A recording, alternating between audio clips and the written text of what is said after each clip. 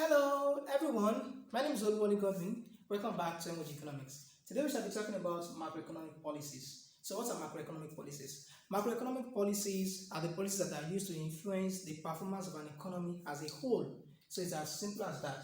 Now we have two basic types of two broad categories of macroeconomic policies. So one, we have the fiscal policy, and then two, we have the monetary policy. Now the fiscal policy is simply a set of policies. Now the fiscal policy is simply a set of policies that the government uses to influence the performance of an economy. Now we have the fiscal policy tools. They are just they are broadly two. So there might be more as time goes on. So first is taxes, and second is the government spending. So the fiscal policy is more or less about taxes and government spending most of the time. Okay, so now government could decide to tax a section of the economy more, or maybe all section of the economy more or less, or government might decide to increase its spending or reduce its spending, as the case may be. It depends on the objective, on the macroeconomic objective at hand. Now the second broad category of macroeconomic policies is the monetary policy. Now monetary policy is simply the policy or the set of policies that the central bank or the Federal Reserve Bank of a country uses to influence the performance of the economy. Okay, so it's more or less the two of them are fiscal policies, monetary policies. They kind of target the same thing, more or less the same thing, but then using different means. So fiscal policy, the government is in charge of the fiscal policy, and then the central bank of the country or the Federal Reserve Bank of the country is in charge of the monetary policy. So you have monetary policy tools. One, we have the discount rate. Two, we have the reserve requirements. Three, we have the open market operations. And then four, we have the interest on, so I need to put this in parentheses, interest on excess reserves. So these are the monetary policy tools, and these are the two major fiscal policy tools or instruments, as the case may be. So now we have a question on the board. Where can these policies be contractionary or expansionary? So probably you've seen in your exam, so is dash. Okay, so option A, expansionary monetary policy, contractionary fiscal policy, and so on and so forth. And you're kind of confused, like what's that about? Okay, you see, any of the two policies could be contractionary or expansionary, as the case may be. It depends on the macroeconomic objective at hand. So when do we say any of these two policies are contractionary? They are contractionary when they are taking money away from the economy. Okay, so they are kind of trying to contract the economy. The economy could be bloated. Okay, the inflation rate in the economy could be something else. There's a lot of money in the economy. So when any of the governments or when either the government or the central bank of an economy is trying to take money away from the economy, so we say that there is a contraction. All right. So if it is done by the government, okay, it's going to be a contractionary fiscal policy, and if it is done by the Federal Reserve Bank or the central bank, it's going to be the contractionary monetary policy. So now let's start from the government. So how can the government embark on the contractionary fiscal policy? So that is when they could do that in two ways. They could either increase taxes. The government could increase the taxes of people. So imagine your personal income taxes increase from whatever percent it was before, let's say 5% now to 10%. Okay, that means your personal disposable income has reduced. You don't have more money now. Government has taken more from you. So government does that to everybody. It takes from all of them. All right. So at the end of the day, it's called that the money that is then in circulation has reduced. Okay. So that's what government can do through its taxes. Now through government spending, government could decide to spend less than it has been spending before, or than it was spending before. Let's say the government was spending maybe around 50 billion before, then just cut government spending maybe like 30 or 25. Okay. So 50, 20, 25 is not the same thing. It's not the same thing. So in that case, government has as well taken money away from the economy, and government could decide to increase taxes and lower government spending at the same time. So that's going to take a lot of money out of the economy. So those are the two ways, or those are the three ways. If you call it three ways: first, higher taxes, and second, lower government spending, and third, higher taxes and lower government spending. So those are contractionary fiscal policy. They take money away from the economy. Okay.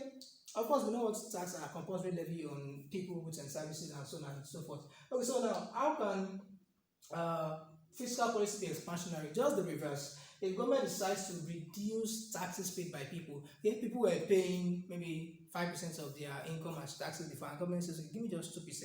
Okay, company profits tax was let's say 20% before, and then the government is saying, okay, let me have 10%. So that means companies have more money to invest, individuals have more money to spend, more disposable income to spend. So that is putting money into the economy, is putting money into the hands of these economic agents. All right, and then we say that there is an expansionary fiscal policy because it is used using the tax instruments. And government could decide to pump more money, okay, engage on more construction activities, just pump money into the educational sector, pump money everywhere, okay, and that is going to, lead to more money in circulation, and that's also an expansionary fiscal policy as long as it's coming from the two. And if the government decides to reduce taxes and then increase government spending, in fact, that's just super. There's going to be a lot of money in circulation.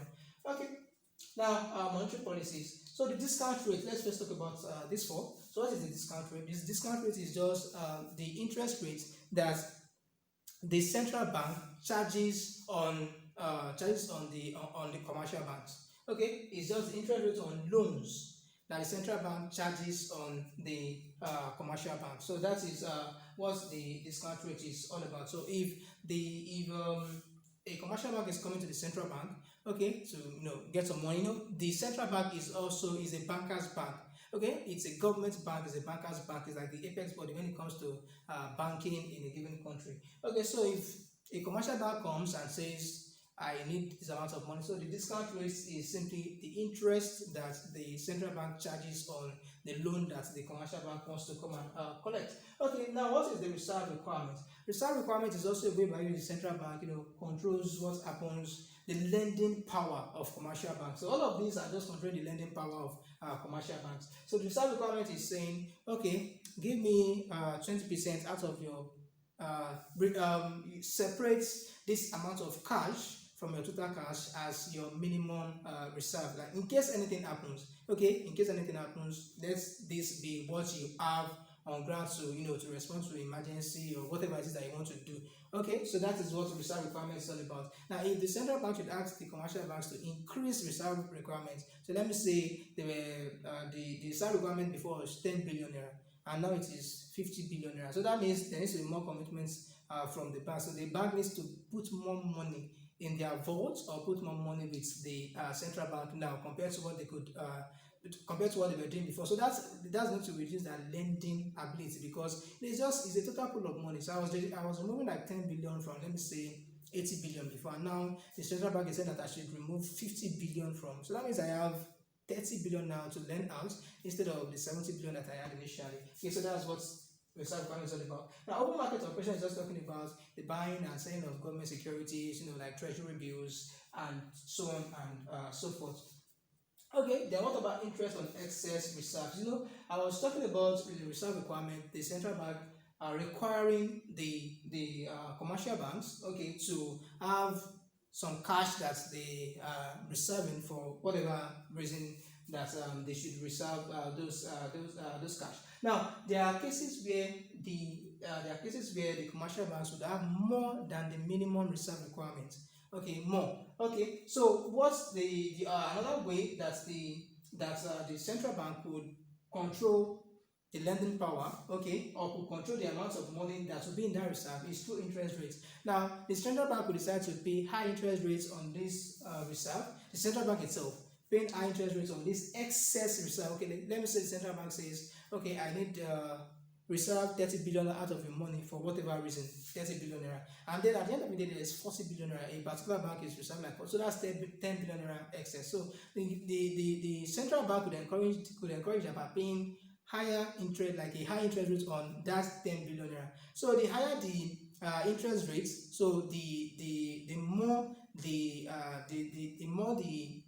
commercial banks would want to keep excess reserves. Okay, now if the central bank decides to reduce the interest rate that it is paying on the excess reserves, now what's the point? It's commercial banks would rather take their money, lend it out elsewhere instead of leaving it.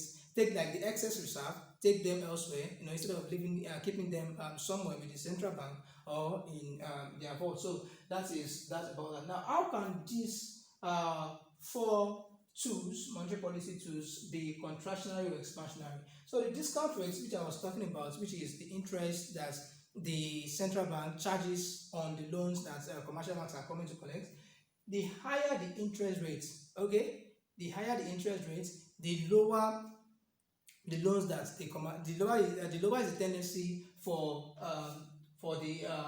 commercial banks to come for loans. Now, if they do not come for loans, you understand, so they don't get to have a lot of money with them, and then their lending power has been reduced. They can't push more money into circulation. They can't lend investors their money.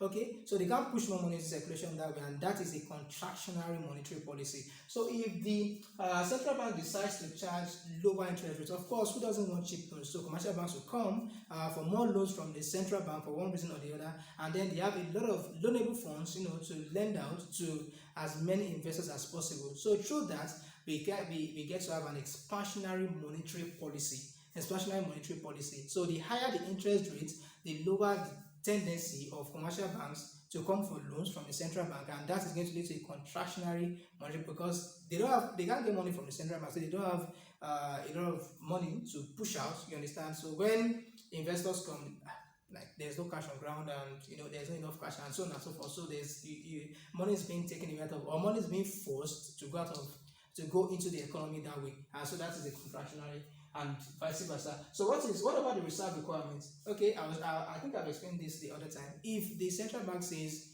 okay, I want 10 billion naira as your reserve requirement, okay, and then it comes tomorrow and says, okay, let us just make it 2 billion. So that means banks have 8 billion naira excess to loan out as loanable funds, so they can push 8 billion naira, additional 8 billion naira into the economy. So that is going to be an expansionary monetary policy. So when the reserve requirement is lower, okay, more money, banks can push more money to the economy through loanable funds and other means that they want to, okay, and that is just expansionary monetary policy, and vice versa. Okay, so if the reserve requirement is higher, before it was 10 billion, but now it is 50 billion, so that means there is a 40 billion naira additional requirement to be in reserves. So that means it is taking 40 billion naira from commercial banks, that it is taking away from the economy to be saved somewhere, and that is going to be a contractionary monetary policy. Now, what about open market operation? That is all about this buying and selling of government securities. So let's talk about treasury bills. If treasury bills are sold on behalf of the government, okay, if government treasury bills are sold, okay, in this case, so you are the buyer. Let's assume that you that are viewing this as the buyer, you are going to pay for that. Okay, and as you are paying for that, like it's in the form of investment. So you are investing, like you are putting your money into it. So as you are putting your money into it, the bank is taking that money away. Okay, so when treasury bills are sold, money is being taken away from the economy. So that is going to be a contractionary monetary policy, okay, using this particular tool.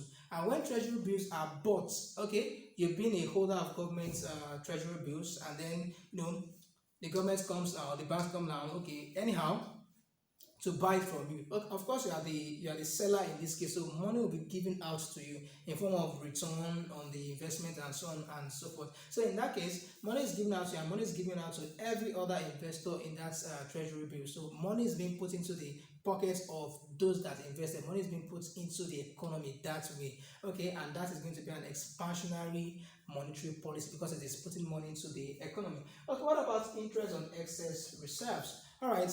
This also, the central bank is paying interest rates on the excess reserve. So the higher the interest rate, the higher the tendency for commercial banks, to keep more excess reserve. So what the central bank could do is to charge a higher interest rate at a particular period. That will make commercial bank, to put more money in excess of their initial reserve, and that is taking more money out of the economy. So the higher the interest rates that the central bank or the Federal Reserve Bank is paying on excess reserve, the higher the tendency for commercial banks to take money out of the economy and save, with the central bank, keep them with the central bank in one way or the other, for the interest rate, and in order to recuperate the interest on the investment, like an investment that we and so on. So that's going to be a contractionary monetary policy. A contraction, because it's taking money out of the economy and keeping them with the central bank. Now, the other way around is if the central bank decides to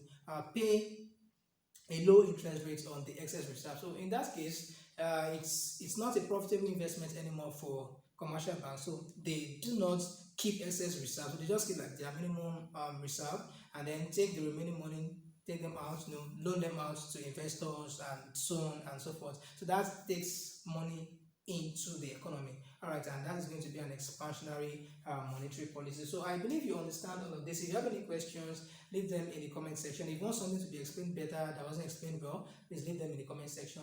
Hit the like button, subscribe to our channel for more of our videos. Thank you. See you next time.